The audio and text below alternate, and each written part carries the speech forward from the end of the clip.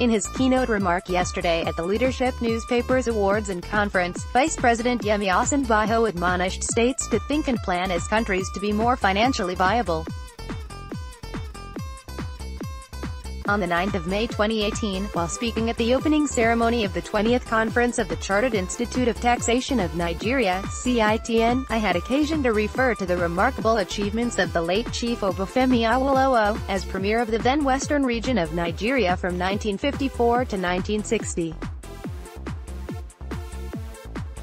The Western region is what today constitutes Oyo, Ogun, Ondo, Ekiti, Osun, parts of Kwara and Kogi, parts of Edo and Delta, Lagos, as far as Jibawu, some parts of Ikeja and Igurgur. The 6-year period of the Awolowo government is often cited as one of the most progressive of any government in the developing world. Some of the major accomplishments of that government include the University of Ife, now Obafemi Awolowo University, the 26-story Cocoa House, Ibadan, then, of course, an architectural wonder, Western Nigeria Television Authority, the first in Africa, the Ikeja Industrial Estate, several farm settlements, the Airport Hotel, Ikeja, several other industrial establishments, Uduwa Textile Industries, Edu Ekiti, Okitipupa Oil Palm Mills, Olowa Glass in Ifon, the ceramics industry there, Irikiti Brick Industry, a network of roads across the region. But by far the most significant of these achievements is the free universal primary education. In 1952, when the scheme was proposed, 381,000 children, about 30% of children at the time, were enrolled in school. By 1955, when the scheme took off, 811,432 children were enrolled. And the number continued to grow. The government devoted as much as 41.2% of the 1958-59 recurrent budget to education, one of the highest in the world at the time. At the same time, the region nurtured a vibrant civil service and judicial system which is widely acknowledged as a model, even today. So, how were AWO's phenomenal achievements possible? There was no oil revenue, no federal revenue. In fact, the Western region government gave revenue to the federal government.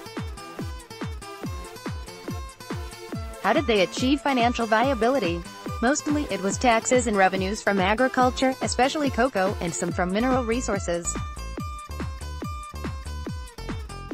Free education, which was audaciously launched by that government, was directly on the back of income taxes. A capitation or poll tax was imposed by the Western region government mainly to fund free education, despite much opposition and protests. But, with military rule from 1967, and oil money, everyone forgot about taxes. The federal government gave everyone an allocation. So, today, the states in the Old Western region, aside from Lagos, do not earn enough in taxes or anything else to pay salaries, let alone do major capital projects.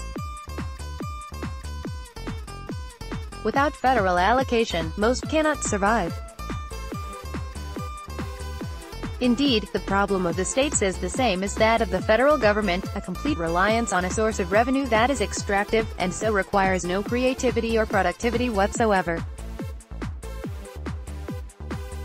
Most resource-rich nations and subnationals in the developing world end up being poor and financially unviable because making easy revenues from the extraction of resources is habit-forming, a habit of easy money without effort. Few jobs are created because there is no value added.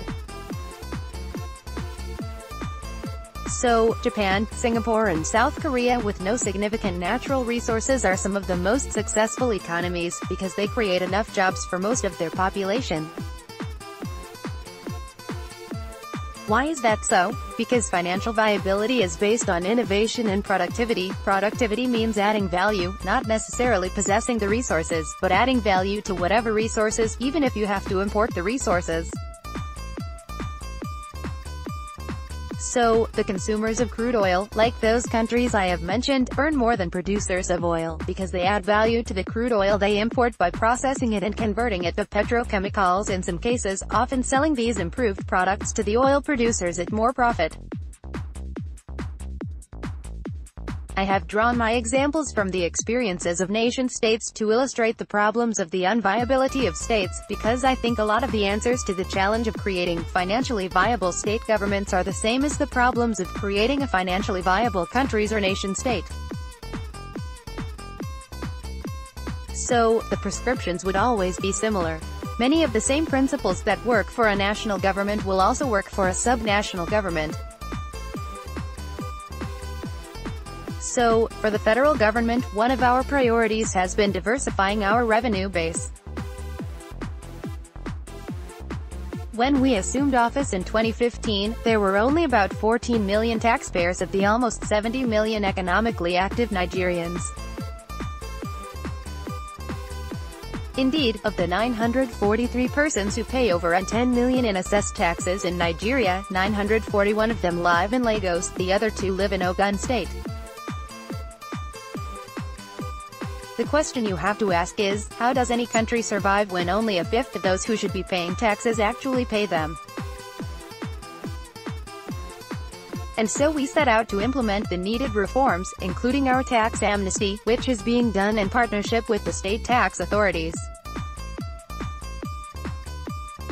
Today, we have added nearly 6 million taxpayers. It is taxes usually that would pay for development. Secondly, is a focus on agriculture and especially value-adding by processing along the agro-allied value chain, creating jobs, reducing imports and exporting more. Since all the land is in the states anywhere, except, of course, for the Federal Capital Territory (FCT), the states that have created the most jobs are those that focused on agriculture and the value chain. Rice-producing states, for example, have witnessed a tremendous rise in the prosperity of their people. So, states like Kebbi and Jigawa states have noticed a significant improvement in the earnings of farmers and of the people. Thirdly, creating an enabling environment for business is another must-do. We have pursued this goal aggressively since 2016, and I'm pleased to note that we're already started seeing the results. We have reduced business registration times, we've implemented a functioning visa on arrival system, launched an online system for filing taxes, among other reforms. By dismantling the bureaucratic obstacles in the way of businesses and investors, we are hoping to unleash the full potential of private enterprise, the kind of enterprise that creates jobs, that grows the economy, and produces future tax revenues for the government. On account of these reforms, the World Bank recognized Nigeria as one of the top 10 most improved economies in the world, and the International Monetary Fund (IMF) cited the business climate reforms as a major contributor to lifting the economy out of the recession last year. We are actively collaborating with state governments, under whose oversight some reform areas, like land acquisition and property registration, fall. Very recently, Lagos and Kano states, 2 of the largest subnational economies in Nigeria, launched small claims courts to focus on small and medium enterprise (SME) litigations that do not exceed $5 million. Both Lagos and Kano have clearly recognized the place of a good business environment for attracting investments and thus improving their revenues. Similarly, Ogun State's industrial parks have attracted businesses and produced taxes which have moved the state to number 4 in revenue generation. Abia and Anambra are moving confidently to becoming manufacturing hubs, especially for steel fabrications, shoes and clothing. Jigawa has established a seedling reduction plant.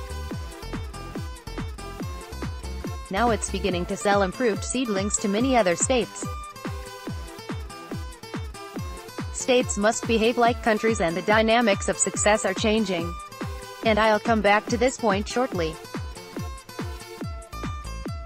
Indeed, we are heading towards a time when our states will be competing very actively against one another for big-ticket investments, as is already happening elsewhere in the world. Recently, Amazon, one of the most valuable companies in the world, wanted to open a new headquarters, and they asked cities around America to pitch. About 200 cities submitted bids and Amazon announced a short list of 20 cities a few months ago. A final announcement of the winning city is now pending. Now, why is this important? The city that will host Amazon HQ2 will enjoy more than $5 billion in construction investment alone, not to talk of the tens of thousands of direct and indirect jobs that Amazon will bring to the city, and the multiplier effects on the local transportation, hospitality, the entertainment industries, and the additional investment that other companies will bring because of Amazon's presence in that city. Now think about what this development might mean for Nigeria soon, when companies make important decisions about siting their offices primarily based on how easy a state makes it for people to do business in it. States that make it easy for investors to acquire land, register property, pay taxes, and to access broadband internet will be the clear winners, while states that make these things difficult or impossible will languish as the world carries on without them. If all of this sounds very theoretical, consider that information and communications technology (ICT), which, of course, does not require natural resources, contributes about a tenth of Nigeria's gross domestic product (GDP), already up from negligible levels less than 2 decades ago.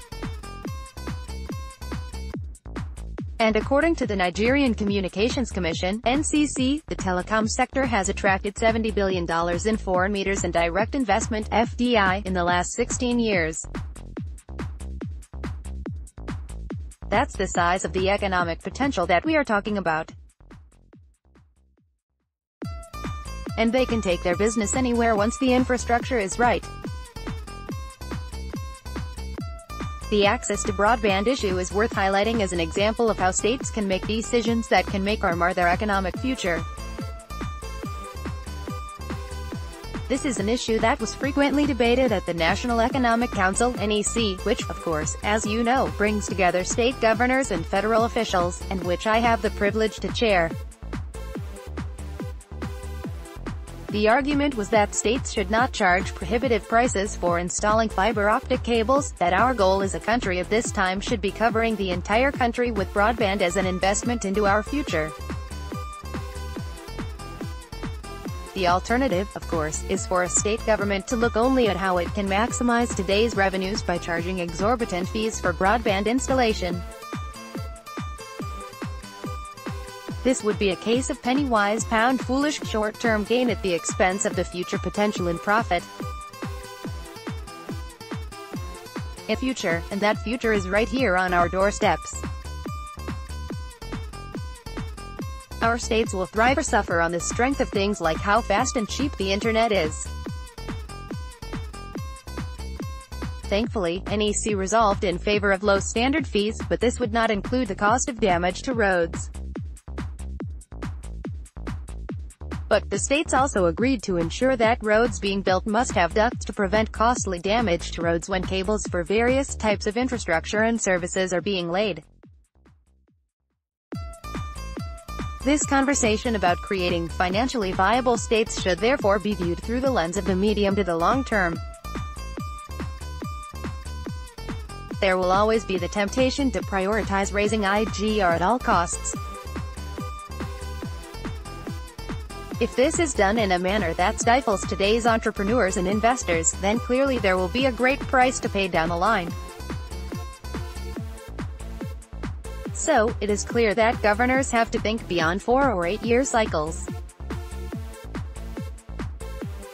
There must be a commitment to laying a foundation that our successors will build on, and for successors to be ready to build on foundations laid. One of the challenges with governance in Nigeria today is that penchant for dismantling or dismissing everything inherited. President Buhari insisted when we assumed office that we must ensure the completion of projects started, but abandoned or uncompleted by previous governments before starting new ones. Our problem, of course, in our country, is not in new ideas or starting projects, it is the lack of rigor and discipline to complete projects and to maintain them. One of the reasons Lagos State is possibly the most successful subnational economy is the continuity in the implementation of a plan. Each governor in Lagos has followed the plan in financial reform, in land reform, laid out by the administration of former Governor Bola Tinubu, so also in infrastructure development. The BRT was started in 2005 or so. Then Governor Babatunde Fashola completed and improved upon it. Governor Ambo finished off the Ikorodu route and has continued to expand the BRT. The rail project, which was largely begun by Fashola, is being completed by Ambo. The way of progress is by trying to follow through a plan and completing what has been started. Even though the Treasury Single Account (TSA) was not our idea, we recognized its value and realized that the real challenge was the lackluster implementation that it had suffered over the years. And so, President Muhammadu Buhari issued his first presidential order, mandating full compliance with the TSA. The closure of more than 20,000 commercial bank accounts that followed has resulted in monthly savings of $4 billion that would have gone on bank charges alone. That's more resources for us to use for the benefit of Nigerians. The Lagos-Kano Standard Gauge and the Warri-Alaja Rail, Second Niger Bridge, have always been in the pipeline. We have taken the concrete steps required to complete them. We raised the counterpart funding in the cases of those requiring loans, and made sure the contractors are getting the job done. Financial viability is not just about earning more, it is also as much about doing more with less, which is our mantra at the federal level, making the little we have go as far as possible. How? By embracing fiscal prudence, debt management, controlling overheads, and so on. But perhaps, most importantly, and this is the elephant in the room, stopping corruption, beginning with grand corruption. By that I mean that habit of simply converting money from the treasury to personal use and ownership. This is the stranger-than-fiction variant of corruption which seems to be a uniquely Nigerian phenomenon. Financial viability is impossible if the custodians of the finances want the money for themselves. Our states must think, plan and act as countries, and why not? 10 of Nigeria's states with the highest GDPs have higher GDPs than over 15 African countries. In fact, I was saying the other day, that if you look at Rwanda, which is a country that is celebrated in Africa, the GDP of Lagos State is almost 4 times the size of Rwanda GDP. Thinking like a country means planning like one. And I think that one of the most important things for states to do is to begin to think and plan like countries do. And we cannot wait for constitutional reforms that may be required for further devolution to the states. We must act whether or not there is this reform. In many cases, states have control of some of the resources that can make a tremendous difference in the way that they operate.